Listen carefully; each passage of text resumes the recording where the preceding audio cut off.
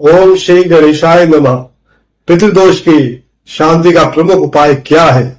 पितृपक्ष पर पितरों की शांति हेतु जल तर्पण, कुशा सहित स्नान एवं दान करना है।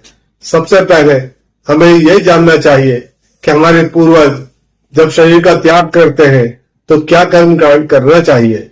सबसे पहले हमें दिवंगत आत्मा की शांति हेतु तेरहवीं करते हैं, जिसमें हम 13 ब्राह्मणों को भोज कराकर तथा उचित दक्षिणा देकर तथा उनका आशीर्वाद लेकर विदा करते हैं। उसके बाद हम तिथि पर ब्राह्मणों को श्रद्धा सहित भोजन हर माह कराते हैं तथा 11वें माह के पश्चात वार्षिक श्राद्ध करते हैं तथा तीसरे वर्ष हम उन्हें पितरों में मिलाते हैं तथा प्रतिवर्ष उसी तिथि पर उनका श्राद्ध करते हैं। ऐसा माना जाता है कि पितृलोक के दरवाजे पितृपक्ष में खुलते हैं तथा वो धरती पर अपने परिवार को देखने हेतु दरवाजे पर आते हैं तथा जब हम श्रद्धा पूर्वक उनका श्राद्ध कर रहे होते हैं तो आशीर्वाद देकर चले जाते हैं। वो अत्यंत सूक्ष्म रूप से उपस्थित होते हैं तथा भौतिक शरीर न होने के कारण हम उन्हें देख नहीं पाते हैं। हमारे घर से आ रहे भोजन की खुशबू उन्हें प्राप्त होती है। इस पितृपक्ष में हमें यह ध्यान रखना है कि जितने अतिथि हमारे घर में आते हैं उनका सेवा सत्कार करना चाहिए।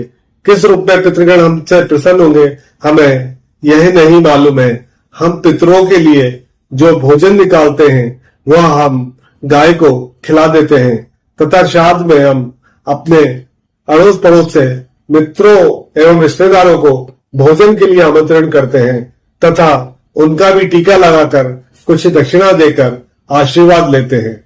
श्राद्ध पक्ष के 16 दिन हम गाय, कुत्ते और कौवे के लिए नैवेद्य निकालते हैं। हम कुशा के द्वारा 16 दिन तक पितरों को जल तर्पण कर रहे होते हैं। इससे उन्हें बहुत प्रसन्नता का अनुभव होता है। वहीं अगर घर में उनके निमित्त कोई श्राद्ध नहीं हो रहा होता है तो वो भूखे प्यासे लौट जाते हैं तथा उन्हें श्राप देकर चले जाते हैं तथा उनके घर में इसके कारण दरिद्रता तथा कलह बनी रहती है। श्राद्ध कार्य करना अति आवश्यक है। आप अपने पितरों की तिथि किसी योग्य पंडित से मालूम करके उस दिन श्राद्ध अवश्य करें। अगर तिथि मालूम नहीं है तो सर्पित अमावस्या के दिन अपने पितरों का श्राद्ध करें। अगर आप श्राद्ध करेंगे तो निश्चित ही प्रगति आपके घर की होगी तथा आपको सुख, संतान तथा समृद्धि मिलेगी। याद रखें, श्राद्ध को भोज नहीं समझना है। श्राद्ध जो रहता है श्रद्धा को ही श्राद्ध कहा जाता है।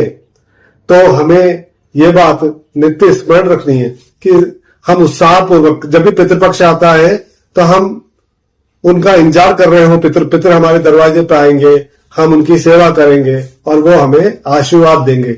जब तक ये भाव हमारे मन में नहीं आएगा हम श्राद्ध पक्ष का लाभ नहीं उठा पाएंगे। जय मां ताप्ती।